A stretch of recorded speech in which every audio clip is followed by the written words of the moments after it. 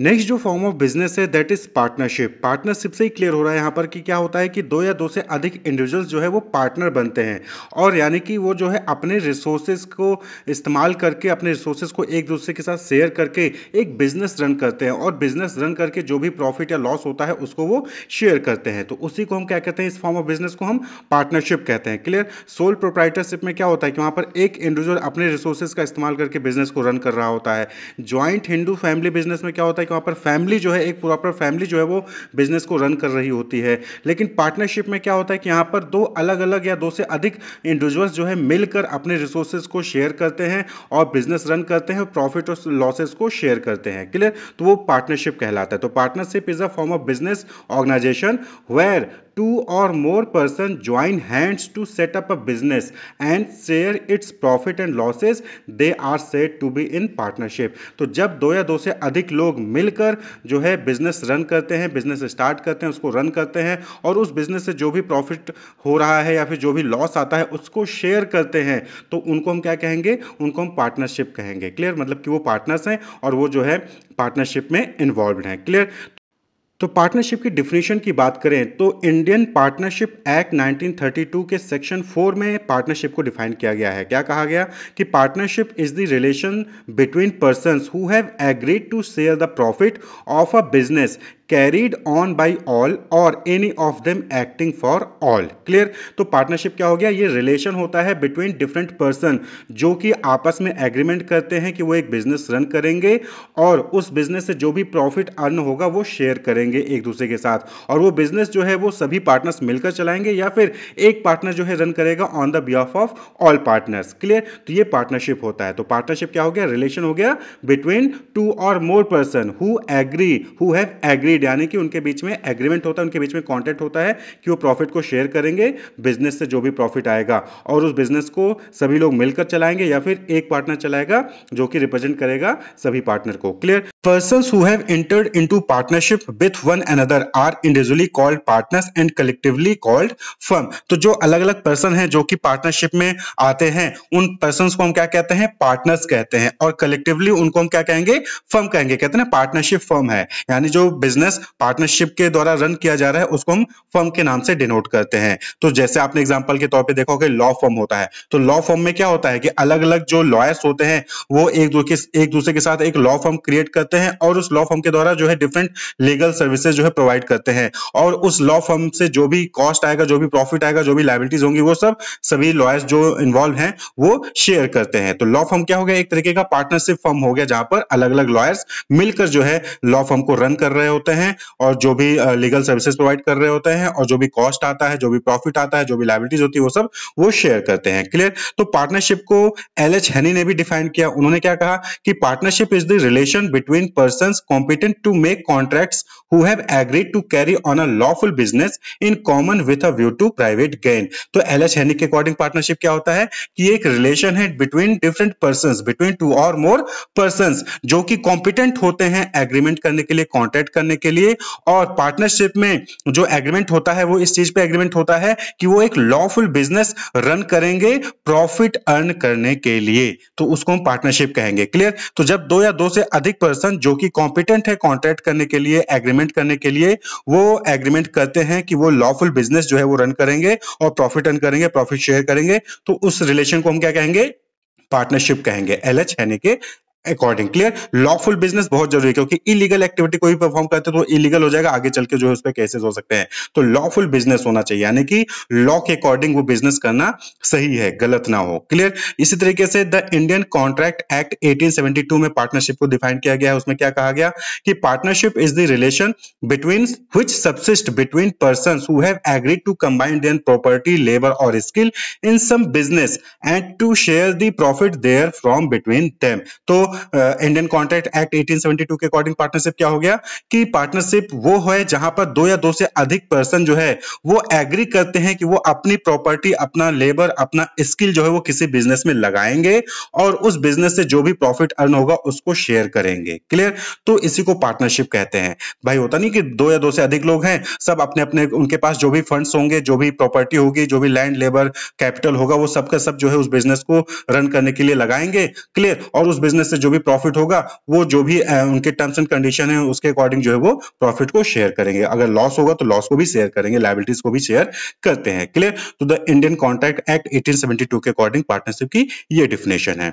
अब बात कर ले कि फीचर्स क्या है पार्टनरशिप के। तो अभी तक आपने जो है फीचर्स देख लिए होंगे, जो आपने दो डिफिनेशन देखी, तीन डिफिनेशन, इन तीन डिफिनेशन से ही आप जो है फीचर्स को फाइंड आउट कर सकते हैं। तो सबसे पहली बात कर लें कि फॉर्मेशन। तो पहली चीज कि जो ये पार्टनरशिप है ये कौन से लॉ द्वारा गवर्न होती है, कौन सा लॉ जो है इस पे एप्लीकेबल होता है, तो इंडियन पार्टनरशिप एक्ट 1932 ये जो है लॉ है जो कि एप्लीकेबल होता है पार्टनरशिप फर्म पे। Clear?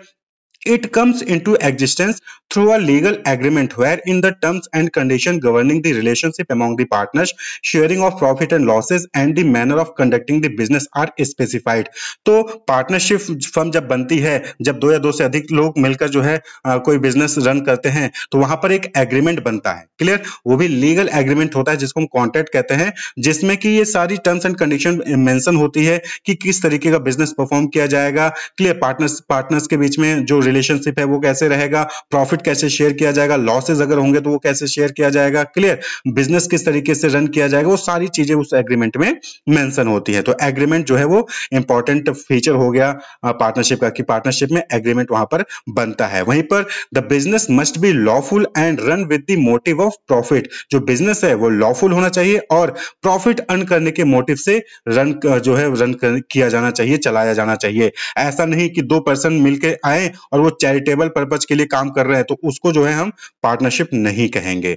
To people coming together for charitable purpose will not constitute a partnership. तो ध्यान रखना है कि जब दो या दो से अधिक लोग मिलकर कोई बिजनेस रन करते हैं प्रॉफिट अर्न करने के लिए, तो वो पार्टनरशिप कहलाएगा। दो या दो से अधिक लोग मिलकर आए और जो है वो सोसाइटी के वेलफेयर के लिए, चैरिटेबल पर्पज के लिए जो है काम कर रहे हैं, तो वो पार्टनरशिप नहीं कहलाएगा। वो जो है एक तरीके का ट्रस्ट हो गया। क्लियर? वो कोऑपरेटिव सोसाइटीज के फॉर्म में आ जाती हैं। तो फॉर्मेशन के बेस यहाँ पर बात हो गई कि जो इंडियन पार्टनरशिप एक्ट 1932 है उसके अकॉर्डिंग जो है पार्टनर्स के बीच में एग्रीमेंट होता है जिसमें सभी टर्म्स एंड कंडीशन मेंशन होती हैं और तभी जो है पार्टनरशिप फर्म जो है वो स्टार्ट होता है। क्लियर? नेक्स्ट जो इंपॉर्टेंट फीचर है लायबिलिटी की। भाई यहाँ पे दो या दो से अधिक लोग इन्वॉल्व होते हैं बिजनेस को रन करने के लिए, तो अगर कोई डेप्ट हुआ, ठीक है, कोई लॉस हुआ, तो उस केस में जो भी डेप्ट होंगे वो कौन चुकाएगा, वो कौन चुकाएगा? तो लायबिलिटी की बात हो गई। तो लायबिलिटी में यहां पर क्या है कि the partners of a firm have unlimited liability. जो पार्टनर्स होंगे बिजनेस के उनकी अनलिमिटेड लायबिलिटी होगी। पर्सनल एसेट्स में be used for repaying debts in case the business assets are insufficient. तो अगर कहीं पर कोई डेब्ट रहता है तो उसको चुकाने के लिए जो पर्सनल एसेट्स होंगे, यानी कि जो पर्सनल प्रॉपर्टी होगी पार्टनर्स की, उसका जो है इस्तेमाल किया जा सकता है। अगर बिजनेस के में कोई भी डेब्ट हुआ, बिजनेस का कोई भी उधार रहता है किसी के ऊपर, तो उस उधार को चुकाने के लिए जो पार्टनर्स होंगे बिजनेस के, उनकी प्रॉपर्टी इस्तेमाल की जा सकती है, उसको बेचकर जो है डेब्ट को चुकाया जाएगा। ये जो है इंपॉर्टेंट फीचर है पार्टनरशिप का।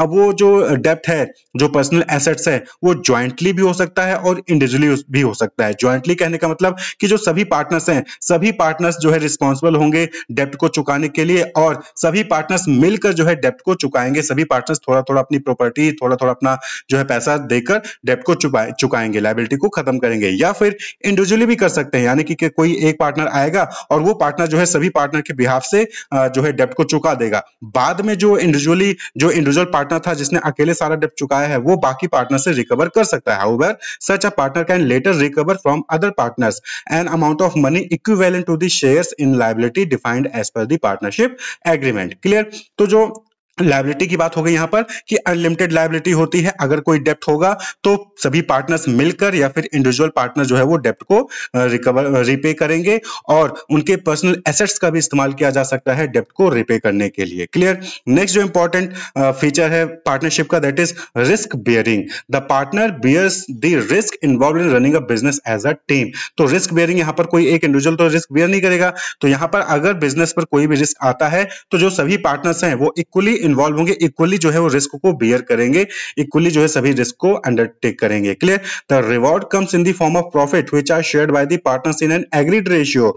दे also share losses in the same ratio in the event of the firm incurring losses. भाई यहाँ पर पार्टनर्स हैं तो वहां पर पहले से डिसाइड कर लिया जाता है कि किस रेशियो में अगर प्रॉफिट हुआ तो किस रेशियो में जो है पार्टनर्स के बीच में जो है प्रॉफिट को शेयर किया जाएगा। तो सेम रेशियो में अगर लॉस होता है तो वो भी जो है वहां पर शेयर होता है। ठीक है, तो रिस्क बेयरिंग बात हो गई यहाँ पर कि सभी पार्टनर्स जो है रिस्क को बेयर करते हैं। ऐसा नहीं कि आप जो है किसी बिजनेस के पार्टनर हैं, आपने पैसा लगा दिया तो अब आपको कोई रिस्क नहीं है। नहीं, अगर लॉस हुआ तो उस केस में आपको भी रिस्क वहां पर उठाना पड़ेगा। इसी तरीके से नेक्स्ट इंपॉर्टेंट फीचर है डिसीजन मेकिंग एंड कंट्रोल। तो decision are generally taken with mutual consent. भाई पार्टनर्स हैं तो यहाँ पर कोई अकेले जो है डिसीजन नहीं ले लेगा अनटिल एंड अनलेस जो है पार्टनर ने उसको एथराइज कर रखा हो।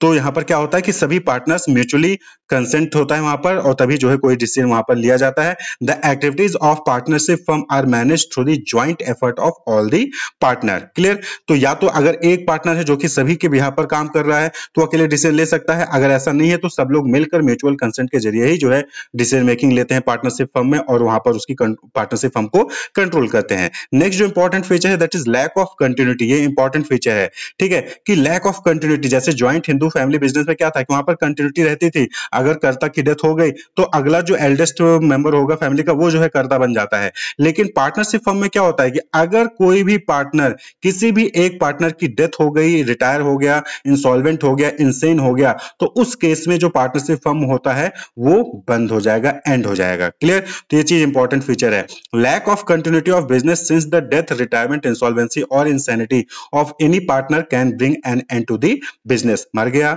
रिटायर हो गया, इंसॉल्वेंट हो गया, बैंकरप्ट हो गया या फिर इंसेन, पागल हो गया, तो उस केस में पार्टनरशिप फर्म क्लोज हो जाएगा। However the remaining partners may if they so Dzire continue the business on the basis of a new agreement.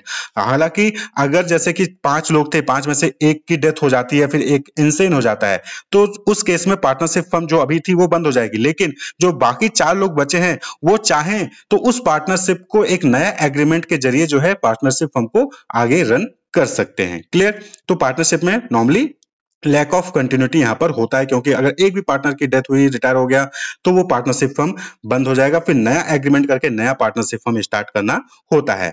अब बात कर ले नेक्स्ट की नंबर ऑफ पार्टनर, कितने पार्टनर्स हो सकते हैं एक पार्टनरशिप फर्म में, कितने पार्टनर्स हो सकते हैं। तो देखिए मिनिमम नंबर जो पार्टनर्स की बात करें तो 2 तो होने ही चाहिए। Clear? The minimum number of partners needed to start a partnership firm is 2। तो कम से कम किसी भी पार्टनरशिप फर्म को स्टार्ट करने के लिए कम से कम 2 लोग वहां पर होने चाहिए। हालांकि मैक्सिमम जो है नंबर कहीं पर स्पेसिफाइड नहीं है, लेकिन according to section 464 of the Companies Act 2013, Companies Act 2013 के सेक्शन 464 में बताया गया है कि maximum number of partners in a partnership firm can be 100। यानी कि किसी भी पार्टनरशिप फर्म में मैक्सिमम कितने पार्टनर हो सकते हैं? 100 हो सकते हैं, subject to the number prescribed by the government. यानी कि ये भी यहां पर क्लॉज डाल दिया गया है कि गवर्नमेंट जो डिसाइड करेगी उसके अकॉर्डिंग जो है वहां पर मैक्सिमम नंबर होगा। प्रेजेंटली द कंपनीज रूल 2014 के रूल 10 में ये चीज स्पेसिफाई किया गया है गवर्नमेंट द्वारा कि जो मैक्सिमम नंबर होंगे किसी भी पार्टनरशिप फर्म में वो है 50। क्लियर? तो यहां पर थोड़ा कंफ्यूजन है, आपको थोड़ा सा समझना पड़ेगा कि पार्टनरशिप एक्ट में कितने नंबर ऑफ पार्टनर होंगे ये नहीं बताया गया है, लेकिन कंपनीज एक्ट 2013 के सेक्शन 464 में बताया गया है कि किसी भी पार्टनरशिप फर्म में मैक्सिमम 100 पार्टनर्स हो सकते हैं। लेकिन वहीं पर गवर्नमेंट ने द कंपनीज रूल 2014 में रूल 10 में बताया है कि presently maximum number of member किसी भी पार्टनरशिप फर्म में कितने हो सकते हैं? 50 हो सकते हैं। क्लियर? तो प्रेजेंटली गवर्नमेंट के अकॉर्डिंग 50 मैक्सिमम हो सकते हैं, लेकिन कंपनी एक्ट के अकॉर्डिंग मैक्सिमम 100 हो सकते हैं। क्लियर? पार्टनरशिप एक्ट में मैक्सिमम नंबर की बात कही ही नहीं गई है। मिनिमम कितने होने चाहिए? मिनिमम 2 होने चाहिए। क्लियर? वहीं पर जो नेक्स्ट इंपॉर्टेंट है that is mutual agency. Next important feature है म्यूचुअल एजेंसी। यहां पर कहने का मतलब क्या हो गया कि जो भी पार्टनर्स हैं वो एक दूसरे को रिप्रेजेंट करते हैं, एक दूसरे के प्रिंसिपल होते हैं और एक दूसरे के एजेंट होते हैं। क्लियर? तो partnership is a form of business carried on by all और any one of the partner acting for all. यानी कि every partner is both an agent and a principal. तो यहां पर हर पार्टनर एक प्रिंसिपल भी होता है और एक एजेंट भी होता है। तो ऐसे केस में कोई भी पार्टनर कुछ भी करेगा तो उस केस में लायबिलिटी सभी पार्टनर्स की होगी। क्लियर, सभी पार्टनर्स की होगी। ही और she is a principal as he too can be bound by act of other partner. तो अगर किसी एक पार्टनर ने कुछ काम किया तो सभी लोग जिम्मेदार होंगे, किसी दूसरे ने पार्टनर किया तो आप भी जिम्मेदार होंगे अगर आप उस पार्टनरशिप फर्म के एम्प्लॉय हैं। तो म्यूचुअल एजेंसी है भाई, सब लोग मिलकर काम कर रहे हैं ना, तो सब लोग एक दूसरे को रिप्रेजेंट करते हैं, तो कोई भी कुछ भी करेगा तो सब लोग रिस्पॉन्सिबल होंगे। सिंपल सा ये कहना है म्यूचुअल एजेंसी का। क्लियर, तो ये बात होगी पार्टनरशिप के फीचर्स की। अब बात कर ले मेरिट्स की कि पार्टनरशिप फर्म ओपन करने के बेनिफिट्स क्या हैं, फायदे क्या हैं। तो सबसे पहला ease of formation and closure. तो पार्टनरशिप फर्म को ओपन करना और उसको क्लोज करना बहुत ही आसान है, कोई भी ज़्यादा लीगल रिक्वायरमेंट्स की जरूरत यहाँ पर नहीं पड़ती है। Formed easily by putting an agreement between the prospective partner into place whereby they agree to carry out the business of the firm and share risk. तो सिंपल सा है कि पार्टनर्स के बीच में एक एग्रीमेंट बनता है, contract होता है, और वहाँ पर सभी टर्म्स एंड कंडीशन मेंशन होती हैं, किस तरीके से जो है प्रॉफिट शेयर किया जाएगा, लॉसेस कैसे बेयर किया जाएगा, लायबिलिटी क्या होगी, किसकी होगी, वो सारी टर्म्स एंड कंडीशन वहाँ पर एग्रीमेंट में होते हैं और जो है पार्टनरशिप फर्म वहाँ पर स्टार्ट हो जाता है। There is no compulsion with respect to registration of the firm. Partnership firm को रजिस्टर करना है कि नहीं करना है, इसके लिए कोई कंपल्सन नहीं है, वो पार्टनरशिप फर्म के ऊपर होता है कि वो रजिस्ट्रेशन करना चाहते हैं या फिर ना करें। Closure of the firm too is an easy task. और क्लोजर ऑफ फर्म जो है यानी कि अगर फर्म को बंद करना है तो वो भी बहुत ही आसान होता है। तो पार्टनरशिप फर्म को स्टार्ट करना बंद करना बहुत ही आसान है। पहला बेनिफिट तो ये हो गया। दूसरा that is balanced decision making. देखिए सोल प्रोप्राइटर फिर ज्वाइंट हिंदू फैमिली में क्या होता था कि वहां पर एक ही पर्सन जो है वो रिस्पॉन्सिबल था डिसीजन मेकिंग के लिए, तो इस केस में उसके पास सारी चीज़ों को मैनेज करने की कैपेबिलिटी नहीं होती थी और ना ही जो है उतनी नॉलेज होती थी। लेकिन यहाँ पर पार्टनरशिप में क्या होता है कि अलग अलग पार्टनर्स इन्वॉल्व होते हैं, यानी कि यहाँ पर अकेला बंदा काम नहीं कर रहा है, दो या दो से अधिक लोग काम कर रहे हैं। तो इस केस में क्या होता है कि यहाँ पर शेयरिंग हो जाती है रिस्पॉन्सिबिलिटीज की डिसीजन मेकिंग की। The partners can oversee different functions according to their areas of expertise. तो जो पार्टनर जिस फील्ड में एक्सपर्टीज है वो उस फील्ड को जो है वहां पर हैंडल कर लेता है। Clear, because an individual is not force to handle different activities, this not only reduce the burden of work but also leads to fewer error in judgement. As a consequences decisions are likely to be more balanced. Next जो important merit है that is more funds. यहां पर क्या है कि अलग अलग partners हैं, कई सारे लोग इन्वॉल्व होते हैं पार्टनरशिप फर्म में, तो यहां पर ज्यादा फंड्स की अवेलेबिलिटी होती है, ज्यादा फंड्स की अवेलेबिलिटी होती है एज पर compare to sole proprietor and joint Hindu family business. भाई 5 लोग मिलकर काम कर रहे हैं तो 5 लोगों की प्रॉपर्टी यहां पर अवेलेबल होगी बिजनेस को रन करने के लिए। 50 लोग जो है पार्टनरशिप फर्म में आ रहे हैं तो 50 लोगों की प्रॉपर्टी जो है अवेलेबल होगी बिजनेस को रन करने के लिए। तो more funds in a partnership, the capital is contributed by number of partners, this makes it possible to raise larger amount of funds as compared to a sole proprietor and undertake additional operation when needed. तो यहां पर funds की ज्यादा availability होती है as पर compare to sole proprietor या फिर ज्वाइंट हिंदू फैमिली बिजनेस, और यहां पर उनके पास अपॉर्चुनिटी होती है कि वो और एडिशनल ऑपरेशन जो है वो परफॉर्म कर सकें। नेक्स्ट जो इंपॉर्टेंट मेरिट है शेयरिंग ऑफ रिस्क। तो सोल प्रोप्राइटर में क्या होता है पूरा का पूरा रिस्क उस पर्सन के इंडिविजुअल के ऊपर होता था, लेकिन पार्टनरशिप में रिस्क भी जो है शेयर होगा, क्योंकि प्रॉफिट भी तो शेयर कर रहे हो तो रिस्क भी यहां पर शेयर होता है, यानी कि किसी एक पार्टनर की पूरी जो है लायबिलिटी नहीं होगी, सभी पार्टनर्स की लायबिलिटी होती है। अगर कहीं लॉस हुआ तो एक पार्टनर को नहीं होगा, सभी पार्टनर को वहां पर लॉस को शेयर करना पड़ता है। तो the risk involve in running a partnership firm are shared by all the partners, this reduce the anxiety burden and stress on individual partner. तो एक ही पर्सन जो है पूरे लॉस को बियर करेगा ऐसा नहीं है, सभी लोग मिलकर जो है लॉस को शेयर करेंगे। तो रिस्क जो है यहां पर शेयर होता है पार्टनरशिप में। तो ये जो है एक तरीके का मेरिट है, बेनिफिट है पार्टनर्स के लिए। क्लियर, वहीं पर नेक्स्ट इंपॉर्टेंट जो है मेरिट दैट इज सिक्रेसी। तो अब यहां पर क्या है कि पार्टनरशिप फर्म जो है वो लीगली बाउंड नहीं होता कि वो अपने अकाउंट्स को जो है अपने रिपोर्ट को कहीं पर पब्लिश करे या फिर सबमिट करे। क्लियर, तो इस केस में क्या होता है कि वो अपने पार्टनरशिप फर्म की डेटा को कॉन्फिडेंशियल रख सकते हैं, उसको जो है सीक्रेट रख सकते हैं, information relating to its operation, कि उनका पार्टनरशिप फर्म किस तरीके से काम कर रहा है उससे रिलेटेड डॉक्यूमेंट्स को जो है वो जो है कॉन्फिडेंशियल रख सकते हैं। हालांकि जब कहीं कोई जांच होता है तो दिखाना पड़ेगा, लेकिन पब्लिक को दिखाने की वहां पर उनको कोई भी जरूरत नहीं होती है। क्लियर, तो सिक्रेसी भी जो है पार्टनरशिप फर्म में वहां पर होता है। अब बात कर ले लिमिटेशंस की कि पार्टनरशिप की क्या लिमिटेशंस हैं या फिर आपके लिए क्या डिमेरिट्स हैं। क्लियर, तो सबसे पहली चीज अनलिमिटेड लायबिलिटी, ये डिमेरिट्स है ही भाई कि अगर कोई भी डेप्ट्स है तो वो सभी पार्टनर्स के रिसोर्सेज का इस्तेमाल करके जो है उस डेप्ट्स को रिकवर किया जाएगा, रिपे किया जाएगा। Partners are liable to repay debts even from their personal resources in case of the business assets are not sufficient to meet the debts. पहले तो क्या होता है कि पहले जो पार्टनरशिप फर्म की जो एसेट्स होंगे, जो बिजनेस के एसेट्स होंगे पहले उनका इस्तेमाल किया जाएगा डेब्ट्स को चुकाने के लिए। अगर बिजनेस के रिसोर्सेज का इस्तेमाल करके भी डेब्ट्स जो है वो खत्म नहीं हो रहे हैं, तो उस केस में जो पार्टनर्स हैं उनके रिसोर्सेज का, उनके पर्सनल एसेट्स का भी जो है वहां पर डेब्ट को रिपे करने के लिए इस्तेमाल किया जाता है। नेक्स्ट जो डिमेरिट है, लिमिटेशन है, दैट इज लिमिटेड रिसोर्सेज। हालांकि सोल प्रोप्राइटर और जॉइंट हिंदू फैमिली बिजनेस के कंपेरेटिवली यहाँ पर जो है रिसोर्सेज ज़्यादा अवेलेबल होते हैं पार्टनरशिप फर्म में, लेकिन फिर भी जो है यहाँ पर जितने पार्टनर हैं सिर्फ उतने का ही रिसोर्सेज इस्तेमाल होगा, आप उससे ज़्यादा नहीं रिसोर्सेज का इस्तेमाल कर सकते हैं। तो limited resources, there is a restriction on the number of partners and hence contribution in terms of capital investment is usually not sufficient to support large scale business operation. अगर लार्ज स्केल बिजनेस जो है वहां पर करना है तो उस case में भी पार्टनरशिप फर्म जो है वो परफॉर्म नहीं कर पाएंगी, क्योंकि नंबर ऑफ पार्टनर रिस्ट्रिक्टेड हैं और उस केस में फिर वहां पर जो पार्टनर्स है सिर्फ वही अपना रिसोर्सेज दे सकते हैं। तो ऐसे केस में जो रिसोर्सेज हैं वो लिमिटेड होते हैं। As a result partnership firms face problem in expansion beyond a certain size. तो ऐसे केस में वो ज़्यादा एक्सपेंड नहीं कर सकते हैं पार्टनरशिप फर्म। क्लियर। नेक्स्ट जो डिमेरिट्स है, लिमिटेशन है, that is possibility of conflict. अब भाई कहीं पे भी दो या दो से अधिक लोग इन्वॉल्व हैं तो वहाँ पर कॉन्फ्लिक्ट के चांसेस हमेशा रहते हैं। तो पार्टनरशिप फर्म में तो यहाँ पर दो से अधिक लोग इसमें इन्वॉल्व हैं जो कि लॉस को, प्रॉफिट को शेयर कर रहे हैं, डिसीजन मेकिंग में इन्वॉल्व हैं, बिजनेस को रन कर रहे हैं। तो ऐसे में सबके अलग अलग थॉट्स, सबके अलग अलग एटीट्यूड, मोटिवेशन हो सकता है, बिहेवियर हो सकता है, तो कॉन्फ्लिक्ट्स भी वहाँ पर हो सकते हैं। तो partnership is run by a group of person wherein decision making authority is shared. Difference in opinion on some issues may lead to disputes between partners. तो अगर किसी पॉइंट पर लेकर, किसी पॉइंट को लेकर कोई ओपिनियन सबका अलग अलग है तो वहां पर फिर डिस्प्यूट्स हो सकता है। कोई कहेगा कि नहीं हमें प्रोडक्ट सेल करना चाहिए, कोई कहेगा नहीं हमें प्रोडक्ट नहीं सेल करना चाहिए, तो ऐसे में डिस्प्यूट हो जाएगा। कोई किसी भी डिसीजन के लिए फेवर करेगा, कोई दूसरे डिसीजन के लिए फेवर करेगा, तो यहाँ पर डिस्प्यूट्स हो सकता है। तो in case a partner desire to leave the firm, this can result in termination of the partnership as there is a restriction on transfer of ownership. तो यहां पर क्या हो जाएगा कि अगर डिस्प्यूट हुआ और वो पार्टनर छोड़ के जाना चाहेगा तो फिर इस केस में वो पार्टनरशिप फर्म बंद हो जाएगी, टर्मिनेट हो जाएगी, क्योंकि यहां पर ओनरशिप ट्रांसफर नहीं होती। फिर उस केस में जो रिमेनिंग पार्टनर्स होंगे उनको दोबारा से एग्रीमेंट करना होगा और दोबारा से पार्टनरशिप फर्म जो है वहां पर स्टार्ट करनी पड़ेगी। क्लियर। तो यहां पर कॉन्फ्लिक्ट के पॉसिबिलिटीज होते हैं। नेक्स्ट जो इंपॉर्टेंट लिमिटेशन है पार्टनरशिप की, जो कि हमने पहले भी डिस्कस की, लैक ऑफ कंटिन्यूटी।